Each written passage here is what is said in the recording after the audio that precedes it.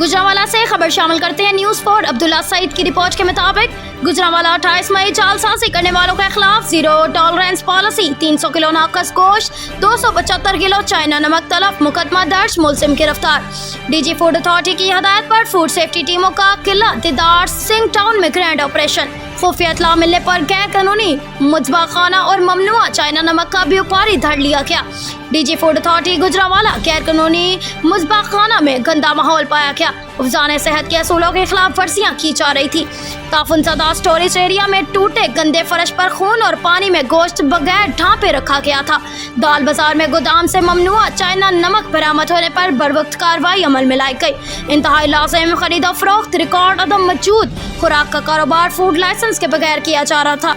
ममनुआ China नमक और मुज़र सेहत गोश्त का इस्तेमाल मूसी अमराज में मुब्तला करता है। गैर मयारी खुराक का कारोबार करने वाला माफिया बाज रहे। बिला तफरीक कार्रवाइयों का सिलसिला जारी है।